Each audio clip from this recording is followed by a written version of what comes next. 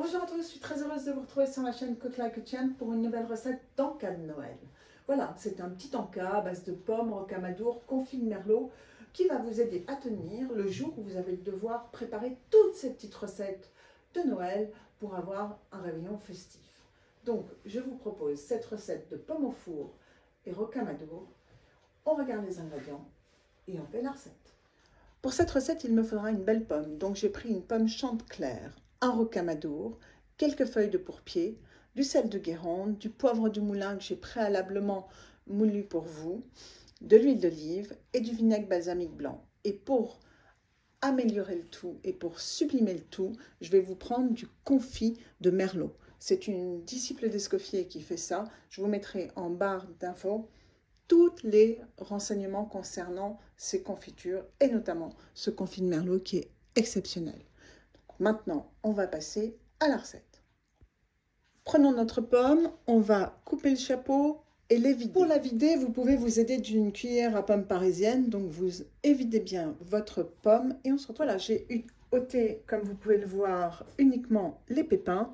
Donc, je vais peut-être creuser un petit peu plus et on continuera la recette. Assaisonnons en sel, en poivre et légèrement en huile d'olive notre intérieur de pomme. Voilà, le sel, le poivre, l'huile d'olive est mis. Excusez-moi, j'ai peut-être oublié de vous dire qu'il vous fallait soit un petit peu de thym sec, soit un petit peu d'origan, juste pour mettre au fond de votre pomme. Donc j'ai pris un peu d'origan sec et je vais le mettre comme ceci au fond de ma pomme. Ok, voilà. Maintenant, au milieu, nous allons installer notre chèvre. Mais juste avant d'y installer notre chèvre, on va prendre notre confit de merlot et l'installer au milieu. On va en prendre environ une belle cuillère à café. C'est parti, on met notre cuillère à café de confit de merlot à l'intérieur de notre pomme. Et maintenant, on y installe notre rocamadour par-dessus. On met ça dans un plat à gratin. On réassaisonne bien évidemment en sel, en poivre. Plat à gratin et au four, 180 degrés. Et je vous dirai combien de temps dans quelques instants. Et c'est parti dans le four. Alors que notre pomme est au four, nous avons préparé une petite vinaigrette, huile d'olive, balsamique blanc, sel, poivre et c'est tout.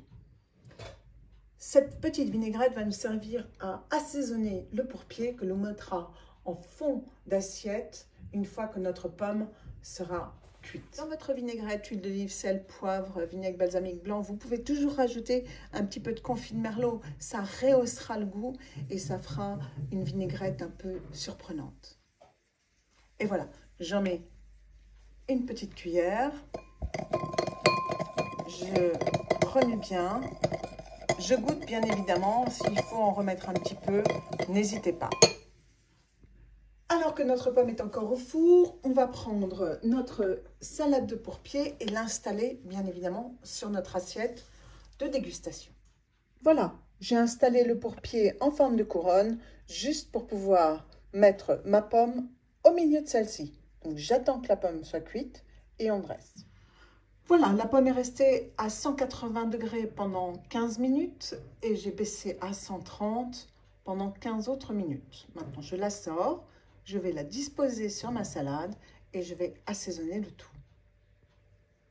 Reprenons notre assiette, on prend une spatule, on prend notre pomme et on la dispose au milieu, comme ceci.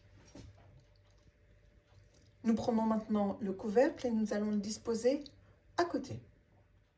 Reprenons notre vinaigrette à base d'huile d'olive, vinaigre balsamique blanc, sel, poivre et confit de merlot.